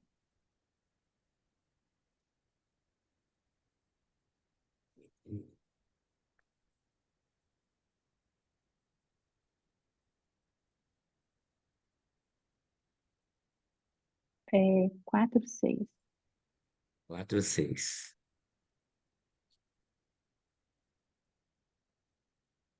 Aqui, pode falar. Isso.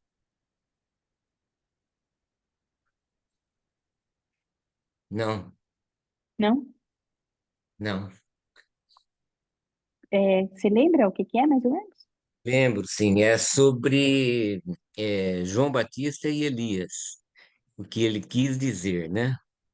Ah, Eu estou levantando essa questão alô? e eu acho que eu confundi aí os primeiros numerais com o segundo. Então é 6, Talvez, 4. será? Não, é que não tem Eu 6, só falei vai 4 até o e 6, 5. talvez seja é, meio no final, Sueli, mas não é essa, Então não. vamos lá. Mas deixa eu só, eu vou falando enquanto você vai procurando, Uhum. é que uma coisa que eu me combati muito durante praticamente uma boa parte da vida é Hum. sobre esse pronunciamento do mestre a respeito a- da volta de Elias. E teve um parágrafo aí que tocou nesse assunto, só que eu me... Nossa, eu não percebi, então. Foi na passada, foi na anterior. Não, Ah, Foi no, na na, anterior. na, foi na anterior? na Acho que aula não. anterior. Eu vi Ah, agora. É na agora? anterior. Agora não, na passada. Eu acho que foi no começo sobre o Elias, não foi? Não, não sei, eu tive a impressão que foi falado no começo. Peraí, só um pouquinho. Foi na aula anterior. Elias. Não fala exatamente Elias, né, mas se refere a ele. E como isso é, muito me tocou, né, durante uma boa parte da vida, né, que ele diz assim, na Bíblia fala que ele, né, realmente Elias deveria voltar antes de ser inaugurado o grande e temível dia do Senhor. E que também os apóstolos depois foram perguntar para ele o porquê disso, né? Porque já tinha essa profecia do Malaquias, né? Na época deles, que dizia exatamente isso, né? Que Elias deveria voltar. E o mestre deixou que os apóstolos estavam achando, deixou eles com a ideia de que o Elias já tinha voltado e os apóstolos entenderam que se tratava de João Batista.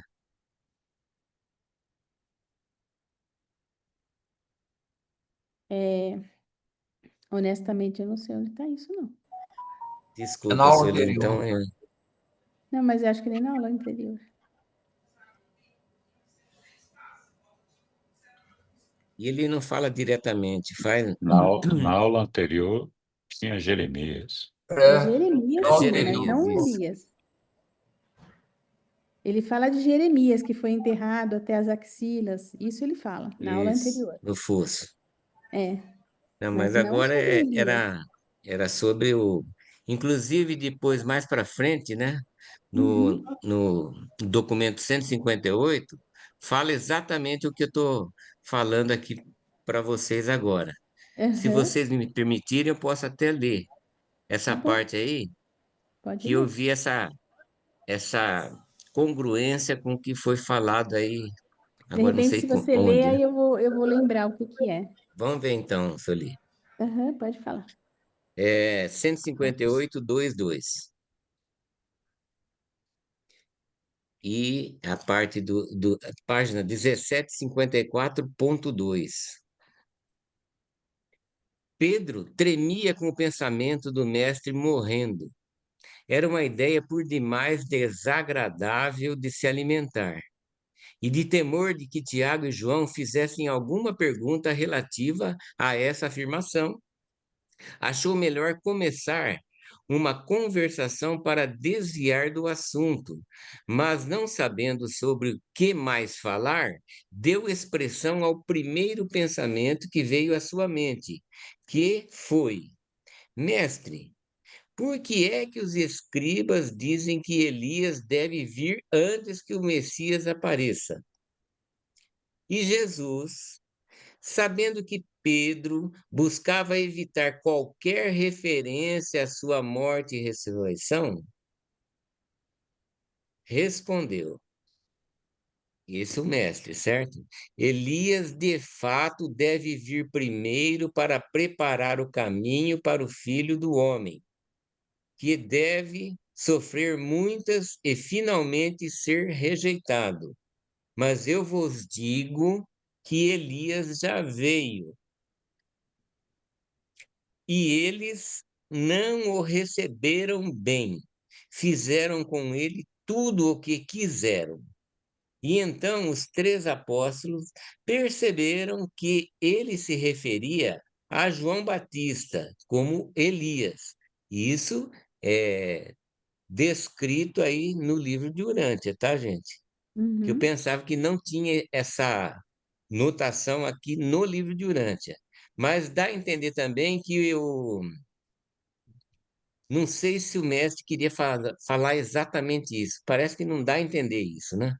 Jesus sabia que, já que eles insistiam em considerá-lo o Messias, então era necessário que João fosse o Elias da profecia. Só para fazer a analogia funcionar. É. Então, agora eu não sei qual foi a intenção do mestre em falar desse jeito, porque isso tem complicação, né, com outras coisas, né? Relaciona com outros dogmas que a gente vem estudando. Então, eu queria saber a opinião de vocês, embora aparecendo 158 aqui, o que vocês acham disso?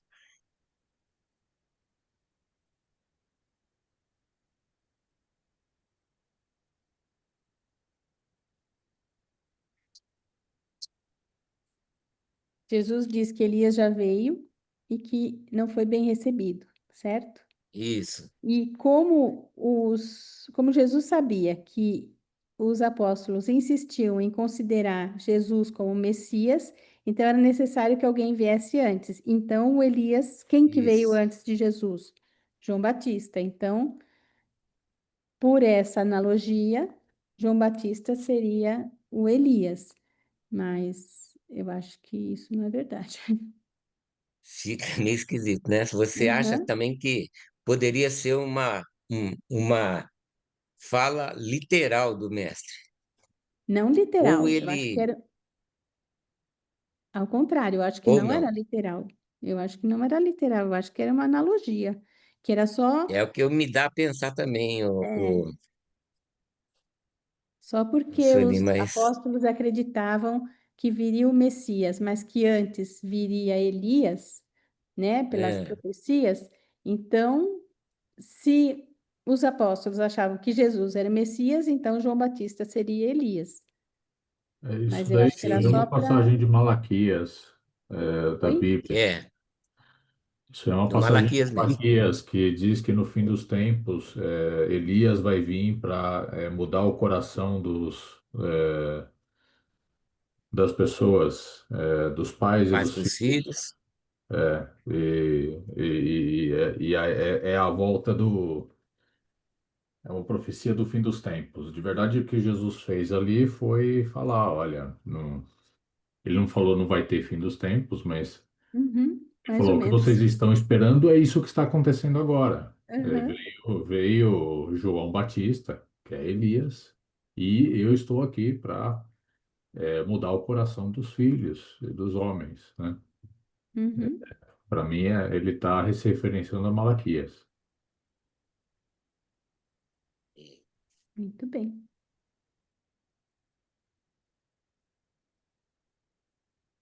aí, gente, é mais para a gente refletir, que Tá bom. é, ficou meio esquisito. Tem problema, muito Desculpe os obrigada. reveladores.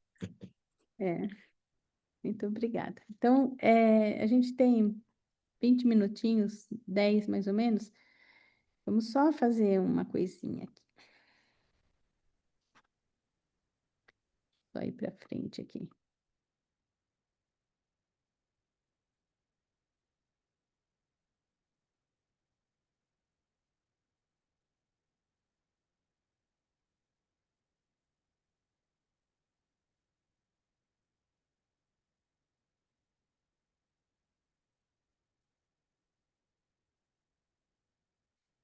Então, na semana passada a gente já fez um exercício de reflexão, né? Essa a gente já tinha feito. Como a gente não vai ter tempo para tudo, eu já vou para uma outra. Então, é só para. Eu vou colocar aqui e quem quiser falar a respeito, fala, pode falar, não tem certo nem errado, é só a percepção de cada um, tá bom? Então, se a gente pensar em crise como oportunidade de crescimento, né? A gente vai perceber que esse documento, que foi um documento sobre o discurso duro, né, e enfático de Jesus, ele descreve como muitos se afastaram de Jesus após esse discurso difícil. E aí eu queria saber de vocês. Alguém aí já passou por uma crise de fé que depois se revelou um ponto de transformação? Então, uma crise de fé que depois se revelou como um ponto de transformação.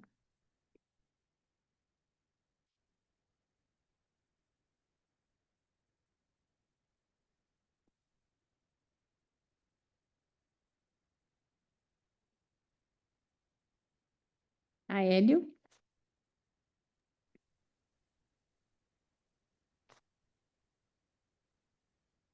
Eu já passei por vários momentos de questionamento da minha fé, a partir do que eu aprendi com meus pais, cuja família vem de gerações e gerações de católicos. Eu tenho 7 irmãos, e dos 7 irmãos eu era o único que tinha, assim, muito interesse em temas espirituais, muito interesse na religião. Eu fui coroinha, eu vivia em torno da saia do padre. Então, eu me tornei professor de catecismo muito cedo, acho que eu tinha uns 16 anos, e numa das reuniões de catecismo que eu estava ensinando, o assunto era sobre o pecado original, conforme está relatado lá na Bíblia, comer do fruto proibido, etc. E quando eu estava falando, o padre, que é um frei capuchinho, muito conhecido da época, o frei Miguel, entrou na sala e se sentou ao fundo, e eu explicando sobre os ensinamentos da Bíblia, mas eu colocando tudo em termos literais. Literais. Aí o frei capuchinho, o frei Miguel, a altura lá, entrou, foi lá na frente e disse o seguinte, que tudo aquilo era errado, porque não se tratava de um ensinamento literal, e sim de um ensinamento figurativo. Para mim foi uma decepção enorme, porque para mim o que os padres diziam era sagrado. E minha mãe fazia questão que a gente não questionasse. Então era muito crédulo, mas crédulo no nível de brigar com quem duvidasse de alguma coisa que a igreja ensinava. Crédulo, crédulo, crédulo. A partir daquele dia, eu me revoltei e me tornei incrédulo, cético. Comecei a questionar se tudo que tinham me ensinado e que eu absorvi como verdade, sem fazer nenhum juízo de valor prévio, se tudo aquilo era verdade ou não. Pronto. Para mim foi um divisor de águas. A partir de então, eu falei, eu mesmo vou buscar respostas. E comecei a estudar história. Comecei a conhecer a história da Igreja Católica, diferentemente de até então, comecei a estudar muito. Como eu gostava muito de ler e eu tinha uma mente privilegiada, na época eu tinha uma mente privilegiada, eu estudei com profundidade, não com superficialidade, com profundidade. Bom, é certo que eu logo me convenci que a Igreja Católica estava ensinando muita bobagem. Pelo menos no meu entendimento, era muita bobagem. Não era pouca, não, era muita bobagem. E aí, pronto, decidi que se não existia uma religião certa, eu tinha uma certeza. A Igreja Católica era uma religião errada, ensinava errado. E aí comecei inicialmente a questionar meus próprios irmãos para ver se eu estava muito longe da verdade. E o que eu descobri nos meus irmãos? Na missa, era costume fazer 3 leituras, 2 por leigos e uma pelo sacerdote.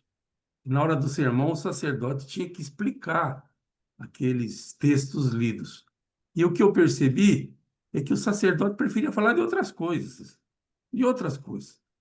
Aí eu perguntava para meus irmãos, escutem, quais foram os livros que foram estudados, que foram lidos hoje?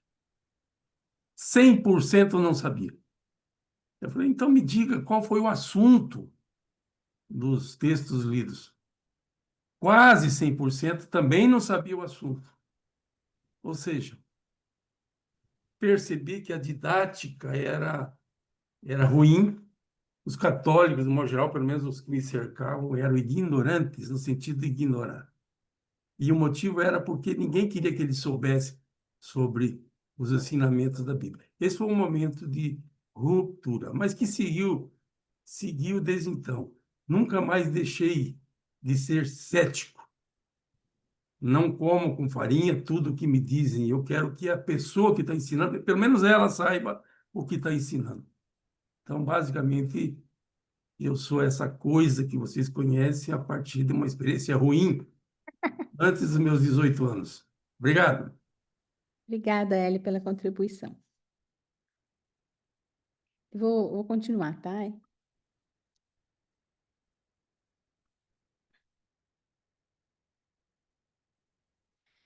Como você lida com os momentos em que seguir Jesus parece exigir demais?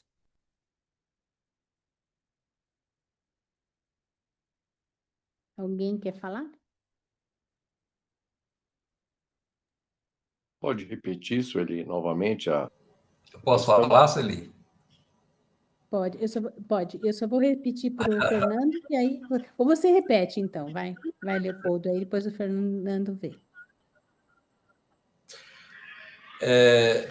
A gente seguir o ensinamento de Jesus, a primeira coisa que nós precisamos fazer é a nossa mudança, né? Uma mudança geral daquilo que a gente conhece.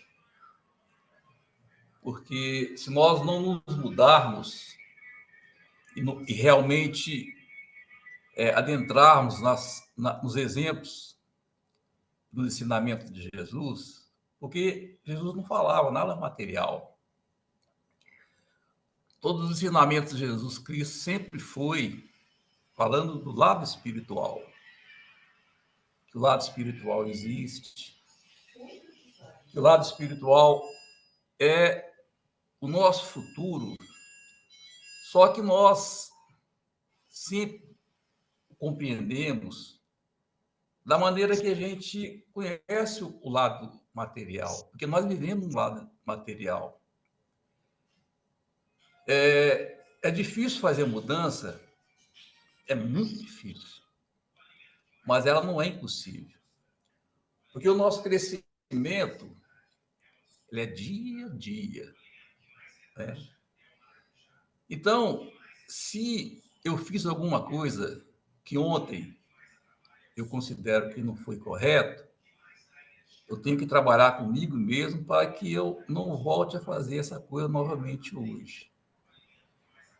Então, a mudança, ela tem que ser radical, porque senão a gente não consegue acompanhá-la, né? Uhum.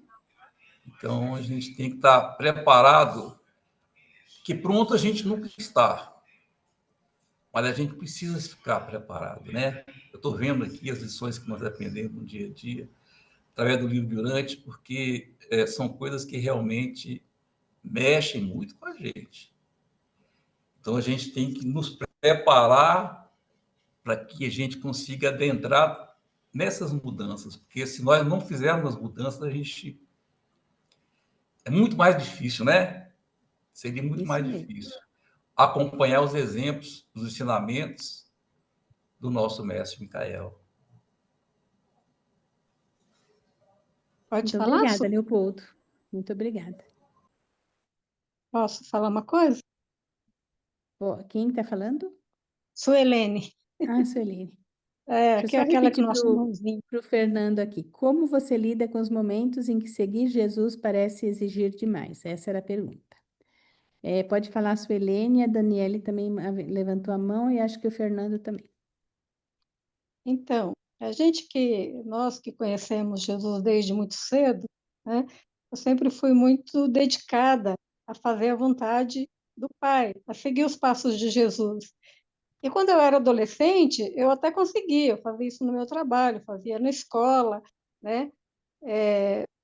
Mas depois eu tive, como a Elia falou aí, uma decepção na Igreja Católica e foi, né, fiquei um tempo afastada, não de Jesus, mas afastada da igreja. E não conseguia, tentava voltar, mas não conseguia voltar. E aí fui por outros caminhos, sempre naquele anseio de buscar Jesus, de buscar um contato real com o Pai, né? Esse sempre foi meu anseio. Eu caminhava anos e anos no caminho, chegava no final dele, eu não conseguia sentir aquilo que eu queria sentir. Então, eu achava que a minha fé era muito instável, né? Mas quando eu encontrei o livro de Urântia, que eu fui lendo, fui me encantando com aquela visão dos céus, né? Aí eu entendi que, gente, eu sempre tive fé, né? Eu sempre tive vontade de seguir Jesus, mas o fato de eu querer um contato real, buscar algo que fosse efetivo na minha vida, ou o desconhecimento da verdade, né? Que a gente nunca acha por aí a verdade, isso fazia com que eu pensasse que eu tinha uma fé muito instável, que eu não estava seguindo Jesus de verdade, né? Hoje, no livro de Urântia, eu estava fazendo uns cursos por aí do livro de Urântia e falava para o pessoal, gente, hoje eu vejo que eu tenho uma fé genuína, né? A minha fé é tão gostosa que quando eu passo pelos momentos de escuridão, que aí é esse desafio, como é que pode, no momento de escuridão, a gente seguir Jesus? É difícil. Às vezes, quando eu passo eu acabei de passar por umas crises aqui, né? Tudo começou a falhar, né? Geladeira e tudo. E eu tenho 2 filhas, uma meio depressiva. Então, meu marido faleceu. Então, eu passei de novo esses dias, essa semana, e descobri que eu tenho artrose em vários lugares do corpo, é a crise da dor. Então, aquilo meio que nublou a minha mente. Foi uma dificuldade tremenda para eu passar essa semana buscando Deus, né? Tentando seguir Jesus, aquela dificuldade toda, porque eu não conseguia rezar, eu não conseguia ler o livro, minha mente ficou. Aí o que eu fiz? Eu só relaxei, né? Eu falei, calma, é só uma travessia, né? Difícil nesse momento, mas vai passar.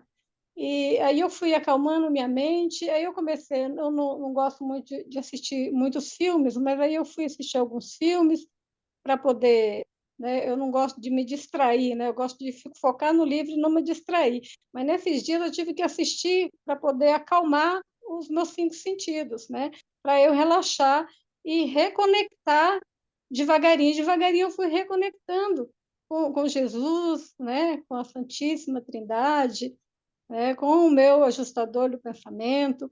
E aí fui conversando, fui pedindo orientação e as coisas foram acontecendo. Mas não é fácil, num momento de dificuldade, a gente testemunhar, dar testemunho real da nossa fé em Jesus Cristo, no Pai. Não é fácil. Mas, assim, eu penso que toda vez eu analiso que isso deve trazer algum benefício, né? Todas essas crises trazem algum benefício. E também sabendo que a gente contribui com o Supremo, né? Isso também traz uma satisfação, porque daí eu comecei a agradecer, voltei mesmo na escuridão a agradecer a Deus por tudo que estava acontecendo. Então, quando você agradece, de fato acontece uma mudança.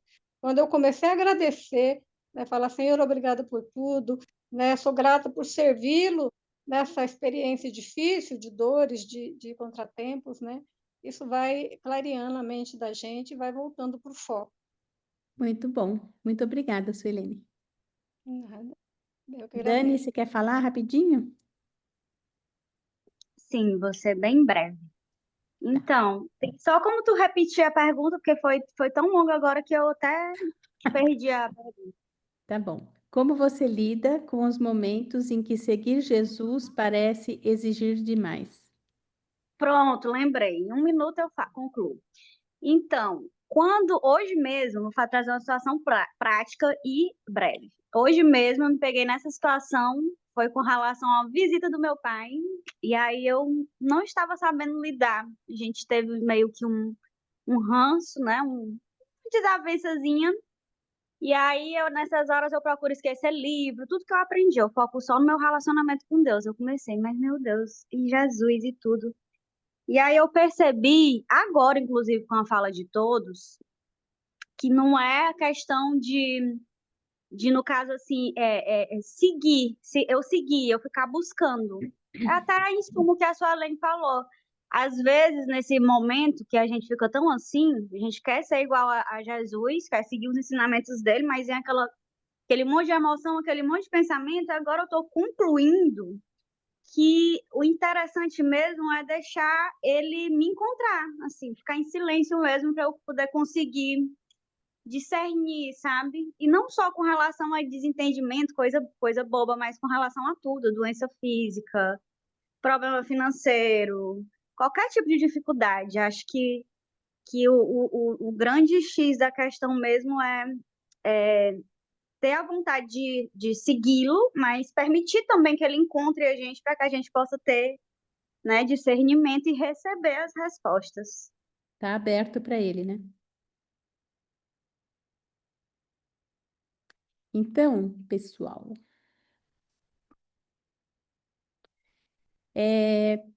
tem várias páginas não, né? Tem umas quatro, mas o caminho do espírito é uma escolha pessoal, então tem mais reflexões para vocês fazerem. A escolha interior, ficar ou ir embora, né? Aquilo que Jesus perguntou lá para os 12 apóstolos. Então, o que vocês querem fazer? Querem desertar?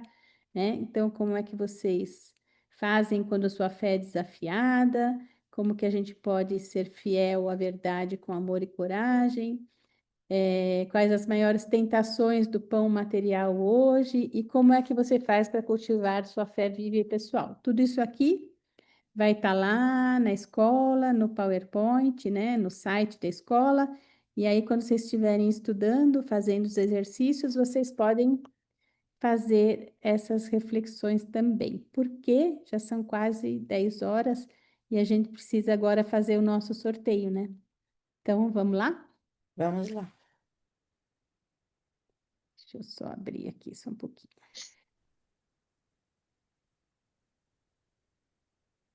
Deixa eu aproveitar o momento para desejar uma boas férias para todos vocês, esperando-os na reabertura do segundo semestre com a parte do documento 154. É Ok, verdade, hoje é a gente? última aula. Até eu tinha esquecido. Gente do céu. É, eu não sei por quê, meus amores, mas eu não estou conseguindo colocar o sorteio aqui. Ah, agora acho que eu consegui. Deu certo? Sim. Lina, você pode dizer Sim, os nomes sim. para mim, por favor? É, Suelene, Suelene. Adão, Aélio, Eu acho que Angélica. hoje, como na semana passada não teve aula, hoje é a última aula, a gente pode sortear 2 livros. O que que vocês Isso, acham? beleza. Desde que eu Então, ganhe um, Suelene, Adão, Aélio. Angele,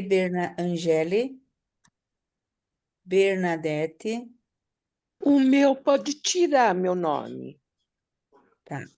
Bernadette? Isso. Tá. É, é, é, Cristiane, Egli, Fernando, Elder,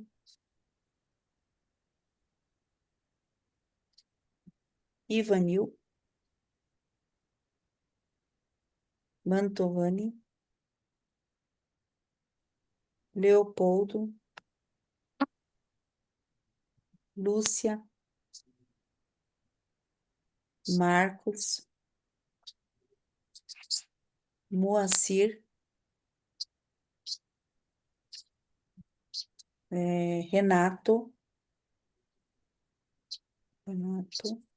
Sandal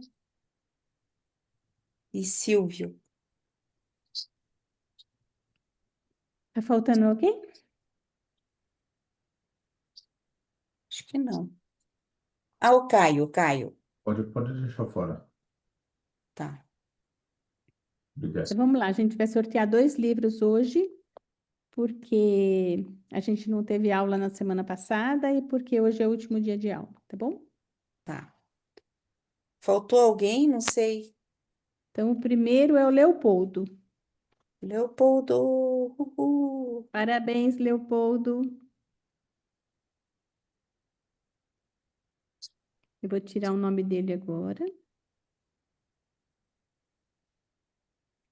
E vou descobrir como é que eu sorteio de novo, que eu não sei. Ai, acho que eu vou ter que...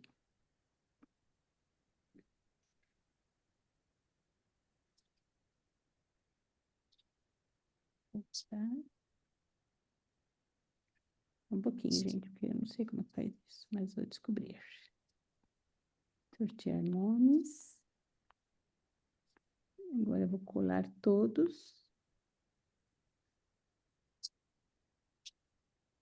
Posso Helene, Adão, Aélio, Angele, Cristiane, Egli, Fernando, Helder, Ivanil, Mantovani, Lúcia, Marcos, Moacir, Renato, Sandal e Silvio.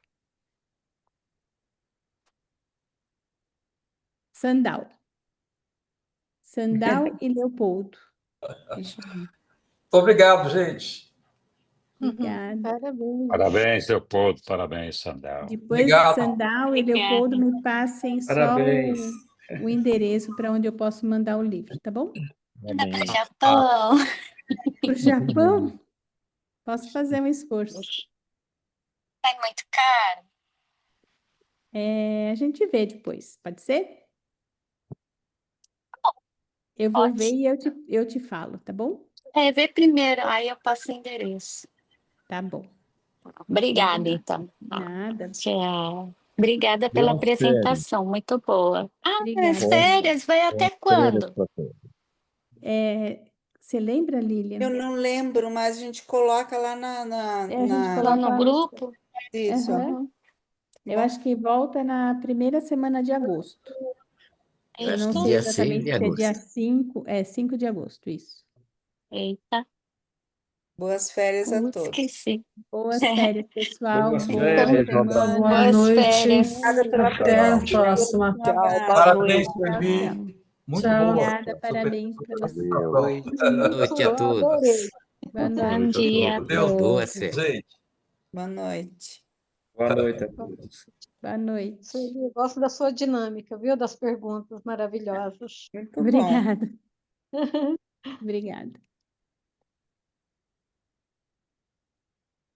Muito bem. Então, tchau Parabéns, para Felipe. Tchau, tchau.